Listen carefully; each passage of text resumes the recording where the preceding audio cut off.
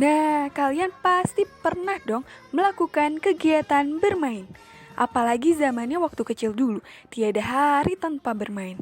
Kalau sekarang-sekarang sih zamannya mabar online ya kan?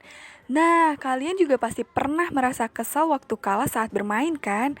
Rasa-rasanya ingin terus bermain. Tidak pernah ada kata males untuk bermain. Bahkan sampai dimarahin emak pun bawaannya makin pengen main.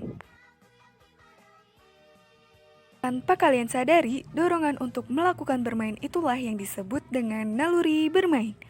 Dan naluri bermain inilah yang diperkenalkan pertama kali oleh Friedrich Schiller di luar perkembangan anak, yang menjadi dasar dari estetika yang kemudian mempengaruhi pemikiran filsafat lainnya. Play sebagai bentuk tindakan tadi kemudian dieksplor ke berbagai disiplin ilmu pengetahuan lainnya yang tidak berkaitan, seperti biologi, fisiologi, psikologi, sosiologi, dan lain sebagainya, sehingga ia memerlukan sebuah definisi dari kata play itu sendiri. Sedangkan untuk disiplin ilmu yang masih berkaitan, seperti dalam bahasa Inggris, ia menggunakan kata game untuk menggambarkan jenis khusus dari permainan berbasis aturan. Sedangkan dalam bahasa Jerman, ia menggunakan kata spell untuk menunjukkan permainan yang bebas tanpa tujuan, permainan dalam arti melakukan atau bermain peran. Nah, untuk jenis bentuk tindakan yang disebutkan tadi, kemudian disatukan dalam satu istilah, yaitu konsep batas, yang fungsinya sendiri sih untuk mengidentifikasi atau membedakan karakteristik maupun perspektif. Aesthetic of Play merupakan chapter ketiga dari buku Aesthetic of Interaction in Digital Art karyanya Kaji Kwastek yang diterbitkan oleh The MIT Press tahun 2013. Singkatnya, dalam buku tersebut dijelaskan bahwa gagasan bermain bebas dan juga aturan dan pertunjukan ketiganya sama-sama mengacu pada teori play dan juga teori performance yang tujuannya untuk mengidentifikasi karakteristik umum dari tindakan tanpa tujuan, yaitu play itu sendiri, sehingga dapat dikaitkan dengan seni media interaktif. Lantas apa saja ya hubungan antara play dan juga seni? Yuk kita simak penjelasan pendapat dari tokoh lainnya. Pertama, ada dari psikolog Maurice Lazarus. Menurutnya, play itu sama dengan gerakan, sedangkan seni itu statis, sehingga seni yang berhubungan dengan play hanyalah pertunjukan sastra atau musik. Kedua, ada dari Karl Gross. Menurutnya, seni ialah kehadiran estetika aktif, sedangkan play merupakan elemen penting dari estetika, sehingga seni yang berhubungan dengan play ialah momen penerimaan.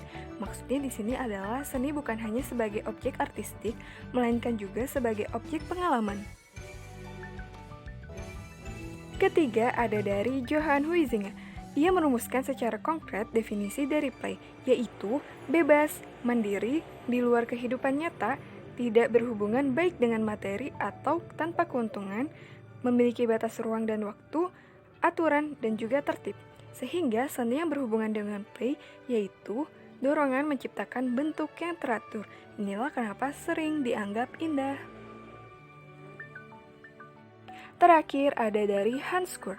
Menurutnya, seni yang berhubungan dengan play ialah bentuk dan proses. Maksudnya, baik play maupun seni keduanya sama-sama diselesaikan pada saat tertentu. Dan akhirnya, pada tahun 1950, karakteristik fundamental dari play telah ditetapkan. Terdapat 7 dan 20 karakteristik tambahan akibat berkembangnya permainan komputer yang mengacu pada permainan berbasis aturan. Pertama, ada bebas dan tidak produktif. Maksudnya, ketika kita bermain secara bebas, tanpa tujuan, dan sukarela tanpa imbalan. Kedua, ada kemandirian. Maksudnya, mandiri dalam batas waktu dan juga tempat yang berbeda dari kenyataan. Contohnya, seperti ketika kita bermain The Sims atau dalam anime Sword Art Online yang menceritakan si tokoh yang terjebak dalam permainan. Ketiga, ada ketertidakbatasan batin yang digambarkan sebagai pengulangan. Contohnya, seperti ketika kita bermain catur. Ketika kita kalah, kita akan bermain ulang. Dan dalam pengulangan itu, sebenarnya secara tidak langsung, kita telah belajar dari permainan sebelumnya agar mendapatkan hasil yang memuaskan di permainan selanjutnya. Yang keempat, ada aturan. Contohnya seperti ketika kita bermain petak umpet. Aturannya tiap daerah, tiap orang mungkin bisa saja berbeda. Jika ketahuan, maka Anda akan kalah. Atau ketika kalian sudah membuat kesepakatan untuk mengakhiri permainan, maka permainan itu sendiri akan selesai. Menurut Salan dan Zimmerman, terdapat 3 kategori aturan, yaitu aturan operasional, konstitutif, dan implisit. Kelima, ada artifisial atau buatan yang mengacu pada pemisahan pengalaman dari kehidupan sehari-hari. Misalnya, pengalaman ketika kita bermain masak-masakan dengan pengalaman masak bener, jelas berbeda. Kadang pengalaman ketika kita masak tak seindah ketika kita bermain masak-masakan. Apalagi bagi yang gak bisa masak. Aduh, aku banget. Keenam, ada ambivalence dan flow yang diartikan sebagai tidak tetap baik bentuk maupun materi. Contohnya ketika dulu kita bermain bola, kita akan bermain menggunakan bola dan berlari ke sana kemari. Sedangkan sekarang kita tinggal duduk manis dan menggerakkan jari jemari. Terlihat jelas bahwa dengan permainan yang sama namun dengan bentuk yang berbeda akibat dari adanya perkembangan teknologi. Terakhir ada klasifikasi bermain. Nah, kalau tadi kita bahas mengenai persamaan karakteristiknya, sekarang ada juga loh yang berupaya untuk membuat perbedaannya.